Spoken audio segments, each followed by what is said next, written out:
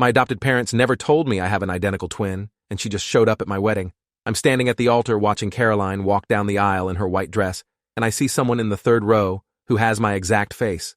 Not similar, not close, identical. Same nose, same jawline, same eyebrows, same everything. She's wearing a navy dress and staring at me with an expression I can't read. My knees go weak. The officiant is talking, but I can't hear him. Caroline reaches me and takes my hands, and I'm supposed to be looking at her, at my beautiful bride, but my eyes keep darting to this woman who looks exactly like me. Caroline notices. She follows my gaze, sees the woman, and her grip on my hands tightens. The woman raises her hand in a small wave. Not friendly, not hostile, just acknowledgement. Like she's saying, yes, I'm here. We need to talk. The ceremony continues around me, but I'm not present. I say the words I'm supposed to say. I put the ring on Caroline's finger. She kisses me and everyone claps, but I'm somewhere else entirely, trying to process what I just saw. At the reception, I search for her. Caroline is pulled away by her bridesmaids for photos, and I navigate through the crowd of 200 guests looking for the woman with my face. I find her at the bar ordering a gin and tonic. Up close, it's even more unsettling. She has a small scar above her left eyebrow, same place I have mine from falling off my bike when I was 7. Her hands are the same shape as mine.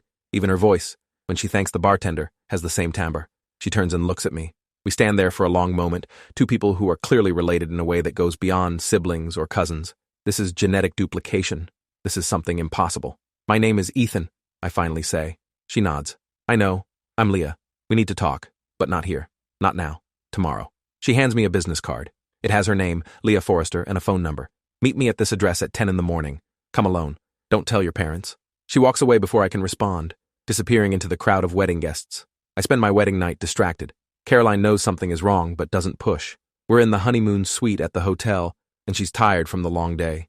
She falls asleep around midnight while I lie awake, staring at the ceiling. Leah Forrester. The name means nothing to me. I pull out my phone and search for her online. There are dozens of Leah Forresters, but I find one who matches. She's 31 years old, same as me, lives in Portland, works as a forensic accountant. Her social media is sparse, but there are a few photos. In every single one, I see my face on a woman's body. It's disorienting. Caroline shifts in her sleep, and I put my phone away. I adopted when I was 3 months old. My parents, David and Ruth Monroe, told me this when I was 8 years old. They said my biological mother was young and couldn't take care of me, that she wanted me to have a better life. They said it was a closed adoption, that there was no way to find her even if I wanted to. I never pushed for more information. David and Ruth were good parents. They loved me. I had a happy childhood. Why would I need to know more? But they never mentioned a twin. That's not something you forget to mention. That's not an accidental omission. That's a choice. The next morning, I tell Caroline I need to run an errand. She's disappointed because we're supposed to be spending the day together before our flight to Hawaii tomorrow, but I promise I'll be back by noon. I drive to the address on Leah's card. It's a coffee shop in a quiet neighborhood, the kind of place with exposed brick and overpriced lattes. Leah is already there, sitting at a corner table with 2 cups of coffee. She slides one toward me when I sit down. Black, no sugar, she says. That's how you take it, right? How do you know that? Because that's how I take it. We're identical twins, Ethan. We share more than just looks. I stare at the coffee. This is insane. When did you find out about me? She takes a sip from her cup. 3 months ago. I did one of those DNA tests, the ancestry ones. It came back showing I had an identical twin, male, living in Seattle. The site connected us as a match, but it didn't give me your name or contact information. I had to do some detective work. How did you find me? I hired a private investigator. It took 6 weeks. She pulls out a folder from her bag and slides it across the table. This is everything I found. Our birth certificate. Well, my birth certificate. You don't have one because you were adopted privately, off the books. Our mother's name was Jennifer Hartley. She was 22 years old when she had us. Single. No family support. She gave us up for adoption together, but we were separated. I opened the folder. There's a photocopy of a birth certificate. Baby girl Hartley. Born February 14th, 1993. No father listed. There are medical records. Hospital intake forms. A photograph of a young woman with dark hair and tired eyes, holding 2 infants. You and me, Leah says, pointing at the photo. That's the only picture of us together. I study the photo. Jennifer Hartley looks exhausted but determined. The babies in her arms are impossibly small. Where is she now? Our mother? Dead. She died 4 years after giving us up. Drug overdose. I found her death certificate too. It's in the folder. My throat tightens. I flip through more papers. There are adoption records, but they're incomplete. Leah's adoption went through a legitimate agency. Mine did not. Why weren't we adopted together? I ask. That's what I've been trying to figure out. Leah leans forward. From what I can piece together, there was a couple who wanted both of us. The Hendersons. They were approved for a twin adoption. Everything was set. But at the last minute, something happened. The adoption fell through. For you, but not for me.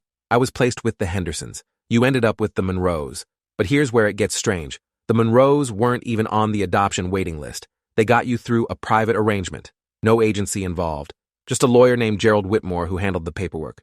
Gerald Whitmore. I know that name. He was my father's college roommate. They stayed friends for years. He died when I was in high school. Heart attack. Leah nods. I found that too. Whitmore was disbarred 2 years before he died. Ethics violations, illegal adoption practices, forging documents. He was running an underground adoption network. I feel sick. My parents got me illegally. I don't know if they knew it was illegal. But yes, your adoption wasn't legitimate. There's no official record of it. You exist in the system as David and Ruth Monroe's biological son, not their adopted son. Someone falsified your birth certificate. That's why I never found any adoption records when I searched. Leah is watching me carefully. I need to know why they did this, why they separated us, why they went through illegal channels. And I think your parents have the answers. No, I say immediately. My parents wouldn't be involved in something like that. They're good people. Are they? Because good people don't participate in black market adoptions. Good people don't take one twin and leave the other. Good people don't lie for 31 years. Her voice is sharp now, angry. I had a right to know I had a brother. You had a right to know you had a sister. They took that from us. I stand up. This is too much. I need time to process this. Sit down, Ethan. We're not done. There's something in her tone that makes me pause. What else? She pulls out another document. This one is newer, printed on regular paper. It's a bank statement. Or rather, a series of bank statements. All in my father's name. David Monroe. I don't understand what I'm looking at until Leah points to a line item. Payment to Gerald Whitmore. $50,000. Dated March 1993. 1 month after we were born. My stomach drops. Your father paid Whitmore $50,000. That's not an adoption fee. That's a purchase. And here's the interesting part. Leah flips to another page. 6 months later, Whitmore paid $25,000 to Jennifer Hartley, our birth mother. He gave her half the money and kept half for himself. Your parents bought you, Ethan. And our mother sold you. I grabbed the papers. These could be fake. They're not. I have the originals. Bank records don't lie. Your father made the payment from his personal account. I traced it. This is real. Why would my father do this? Why not just adopt legally? That's what I want to know. And I think there's more to this story. I think there's a reason they wanted you specifically. I sit back down heavily. My whole life feels like a lie. Everything I thought I knew about my parents, about where I came from, it's all wrong. Leah's expression softens slightly. I know this is hard. It was hard for me, too, when I found out. But we deserve the truth. Both of us. What do you want me to do? Confront your parents. Ask them why they did this. Record the conversation if you can. I need evidence. For what? I'm building a case. Whitmore might be dead, but there are other people involved in his adoption ring. I've found 12 other families who got children through him.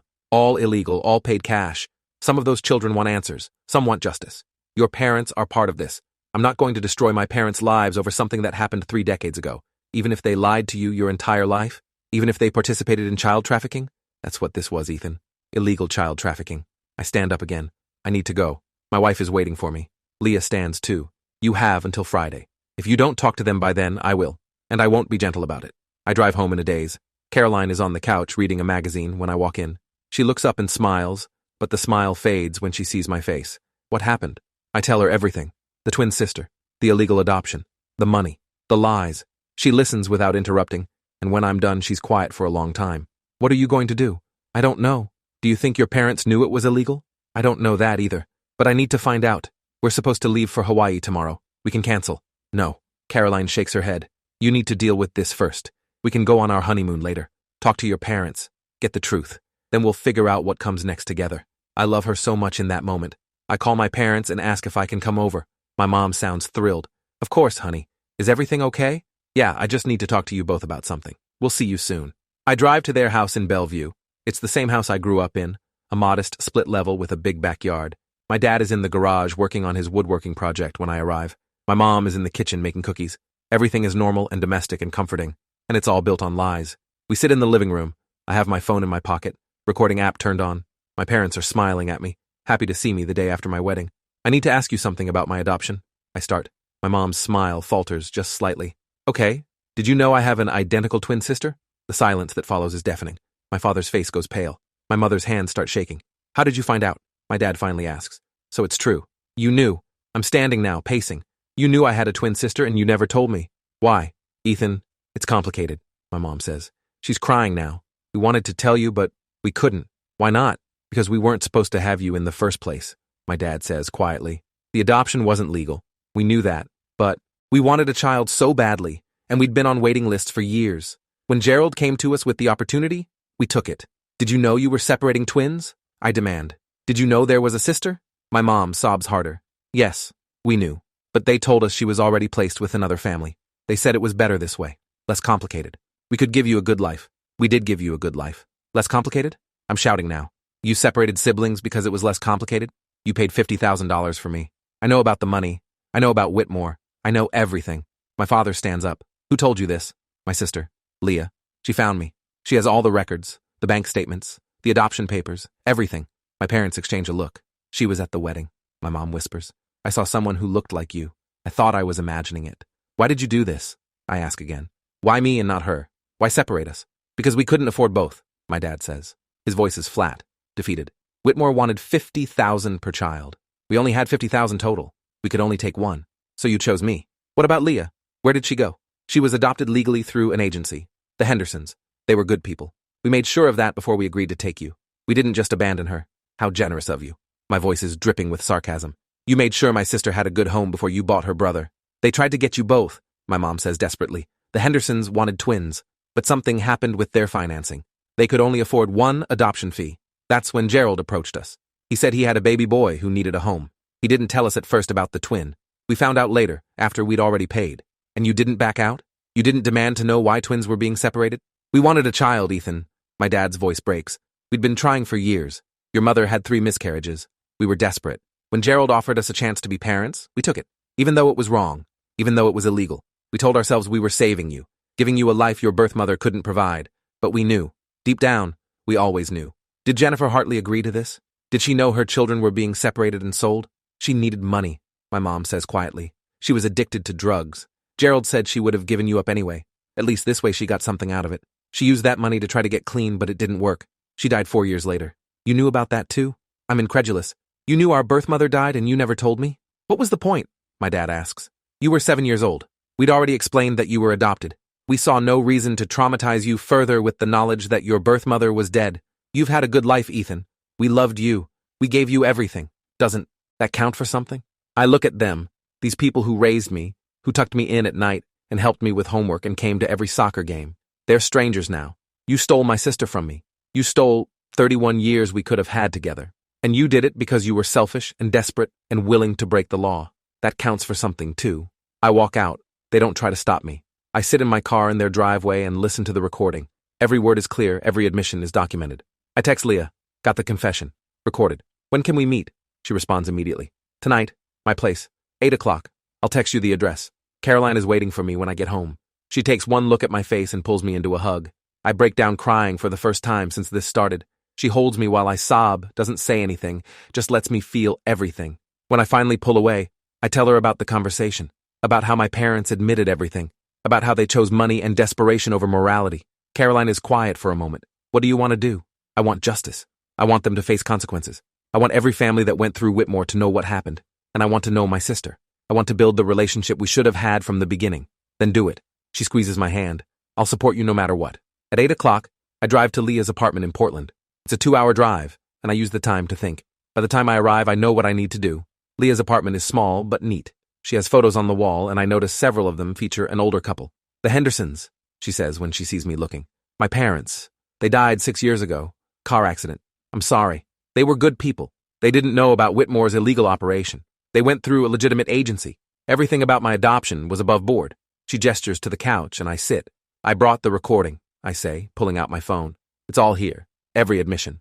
Leah listens to the entire thing, her expression hardening with each passing minute. When it's over, she looks at me. I'm sorry. I know they're your parents. They were, I correct. I don't know what they are now. What's next? We go to the authorities. I've already contacted a lawyer who specializes in adoption fraud. Her name is Diana Shepard. She's been waiting for evidence like this. We meet with her tomorrow. Will my parents go to jail? I don't know. The statute of limitations might have passed on some charges, but there will be consequences. Financial penalties at minimum. And their names will be public. Everyone will know what they did. Good. My voice is harder than I expect. They should face consequences. Leah studies me. You're angrier than I thought you'd be. Wouldn't you be? She nods. I was furious when I found out. But the Hendersons were already gone.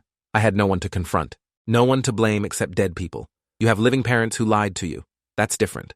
We meet with Diana Shepard the next morning. She's in her 50s, sharp-eyed and professional. She listens to the recording twice, takes notes, asks questions. This is solid evidence, she says finally. Combined with the financial records and the adoption documents, we have a strong case. not just against the Monroes, but against the entire network Whitmore operated. How many families are involved, I ask. That we know of? 47. But we suspect there are more. Whitmore operated for almost 15 years before he was caught. He placed hundreds of children in that time. Not all of those placements were illegal, but many were. And in every illegal adoption, there are victims. The children who were sold, the birth parents who were exploited, the siblings who were separated. How long will this take? Months, Diana says. Maybe years. This kind of case is complex. We'll need to build a comprehensive picture of Whitmore's operation. Interview families. Gather documents. Some people won't want to cooperate. They'll see this as an attack on their families. That's what it is, though, isn't it? Leah says. These aren't real families. They're built on crimes. Diana gives her a measured look. I understand your anger, but many of these adoptive parents had no idea the adoptions were illegal. They were told everything was legitimate. They paid fees they thought were legal. They've raised these children as their own for decades. We need to be careful about how we proceed. We're not trying to destroy innocent families. We're trying to expose a criminal enterprise and get justice for the victims. I'm a victim, I say, and so is Leah, and so is every other person who was sold through Whitmore's network. They deserve to know the truth. Agreed, Diana says. Let's start with your case. I'll file a complaint with the State Attorney General's office. They'll investigate the Monroes' adoption of you. Depending on what they find, charges may be filed. Are you prepared for that? For your parents to potentially face criminal charges? Yes. My phone buzzes. It's my mom. I ignore it. She's been calling and texting since yesterday, so has my dad. I haven't responded to any of them. Caroline thinks I should at least talk to them, but I'm not ready. Maybe I never will be. Over the next week, things move quickly. Diana files the complaint. The State Attorney General's office opens an investigation. Reporters start calling, somehow having gotten wind of the story. Leah and I do an interview with a local newspaper. The headline reads, "Twins separated by illegal adoption ring reunite after 31 years." The article goes viral. Within days, we're getting calls from other people who were adopted through Whitmore. Some are grateful for the information. Others are angry that we're dredging up the past. One man, Kevin Tate, calls me directly. "You're destroying families," he says. "My parents are good people. They didn't know the adoption was illegal. They're in their 70s now. You're going to put them through hell for something they didn't even know was wrong." "I'm sorry," I tell him, "but this is bigger than individual families. This is about systemic corruption. Children were trafficked, siblings were separated, birth parents were exploited. Someone needs to be held accountable." "My parents are already being held accountable," he shoots back. "They're being investigated. Their friends and neighbors know. They're humiliated. Isn't that enough?" "No, it's not." He hangs up on me. Caroline sees how much the call affects me. "You're doing the right thing," she says. "I know, but it doesn't feel good. It's not supposed to feel good. Justice rarely does." My parents' case moves forward. The Attorney General's office confirms that my adoption was illegal. They find evidence that David Monroe knew the adoption was not legitimate at the time he paid Whitmore. There are emails between them discussing the discretion needed and the importance of keeping the transaction quiet. My father is charged with conspiracy to commit adoption fraud. My mother is charged as an accessory. They both plead not guilty. The trial is set for 6 months from now. In the meantime, more families come forward. Some are people who were adopted through Whitmore and want answers. Others are adoptive parents who admit they suspected something was wrong, but looked the other way because they wanted children so badly. One woman, Karen Lewis, tells her story to Diana. She and her husband paid Whitmore $75,000 for a baby girl. They were told the birth mother was young and wanted a closed adoption. Years later, the birth mother contacted them through a private investigator. She said she never wanted to give up her daughter. She said Whitmore told her the baby had died. He took Karen's money and told the birth mother the baby was dead, then pocketed the adoption fee. Karen and her husband have been paying for the birth mother's therapy ever since. There are dozens of stories like this. Families destroyed by Whitmore's greed, birth mothers who were lied to, adoptive parents who were manipulated, and children, now adults, who grew up never knowing the truth about where they came from. Leah and I become the faces of the movement. We do interviews, we speak at adoption reform conferences, we push for legislation that would prevent this kind of fraud in the future, and slowly we build a relationship. It's strange at first. We look identical, but we're strangers. We have different mannerisms, different interests, different lives, but we also have eerie similarities. We both drink our coffee black. We both hate cilantro. We both have the same laugh. We both gesture with our hands when we talk. Genetics are powerful. Caroline and Leah get along well, which helps. The three of us have dinner once a week. Sometimes we talk about the case. Sometimes we just talk about normal things, TV shows, books, work. It feels like building a family from scratch, which I suppose is exactly what we're doing. 4 months after the wedding, my father calls me. I almost don't answer, but something makes me pick up. "Ethan," he says. His voice is hoarse, like he's been crying. "I need you to know something. I'm listening. Your mother and I are getting divorced. She can't handle the stress of the trial, and honestly, neither can I. We're putting the house up for sale. We're both moving out of state. I don't care, I say. even though part of me does. I know you don't. But I wanted you to know that I take full responsibility for what happened. Your mother only went along with it because I pushed her. I was the one who contacted Whitmore. I was the one who paid the money. I was the one who decided we could only afford one baby. If you're looking for someone to blame me. I am blaming you. And you're going to trial in 2 months. You'll face consequences either way.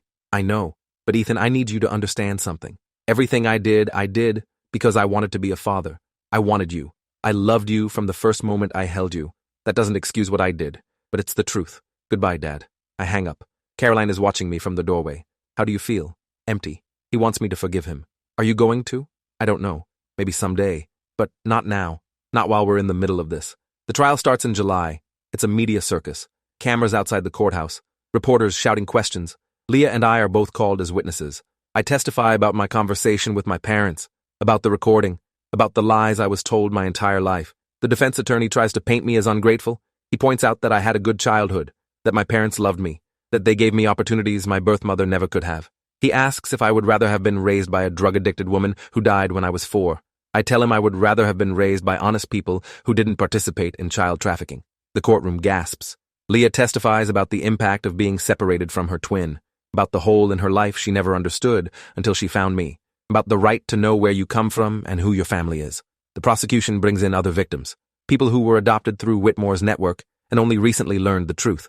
Their stories are devastating. One man discovered at age 40 that his entire identity was a lie. His birth certificate was forged. His social security number was fraudulent. He's had to rebuild his entire legal existence from scratch. The jury deliberates for 3 days. They find my father guilty on all counts. My mother is acquitted of most charges but found guilty of conspiracy. My father is sentenced to 5 years in prison. My mother gets probation and a $50,000 fine. In the courtroom, my mother sobs. My father sits, stone-faced. Neither of them looks at me. After the verdict, Leah and I hold a press conference. We talk about the importance of transparency in adoption, about the need for reform, about the rights of adoptees to know their origins. We announce the formation of a non-profit organization dedicated to helping people who were adopted through illegal means. We call it the Hartley Foundation, after our birth mother. The media coverage is extensive. Our story is featured in major newspapers, on television, on podcasts. Some people praise us as heroes. Others say we're vindictive and cruel. I don't care about either label. I just want to make sure this never happens to anyone else. 6 months after the trial, Caroline and I finally take our honeymoon. We go to Greece. We spend 2 weeks on the islands, swimming in clear blue water and eating fresh seafood, and not thinking about adoptions or trials or family secrets. It's exactly what I need. When we get back, Leah has news. I'm pregnant, she says. Her face is glowing. She and her partner, Morgan, have been together for 3 years. They used IVF. You're going to be an uncle. I hug her tightly. That's incredible. Have you thought about names? If it's a girl, we're naming her Jennifer, after our mom. I tear up. She would have loved that. The baby is born in March. Jennifer Ruth. She has Leah's eyes, which means she has my eyes too. When I hold her for the first time, I think about all the things that had to happen for me to be here in this moment. The illegal adoption, the lies, the DNA test, the wedding, the trial. All of it led to this. To me, holding my niece and feeling connected to a family I never knew I had. My father is released from prison after serving 3 years. He moves to Montana and doesn't contact me. My mother writes me a letter apologizing and asking for forgiveness. I don't respond. Carolyn and I have a son 2 years later. We name him David, not after my father, but because we both like the name. Leah is his godmother. Our children grow up together, cousins who play and fight and love each other the way siblings should. They'll never wonder where they come from. They'll never be lied to about their origins. We make sure of that. The Hartley Foundation grows. We help dozens of people track down their biological families. We lobby for adoption reform laws. 3 states pass legislation requiring DNA testing and verification for all adoptions. It's not enough, but it's a start. Thanks for sticking with me all the way. If you like this, hit subscribe and drop a like so you don't miss the next wild story.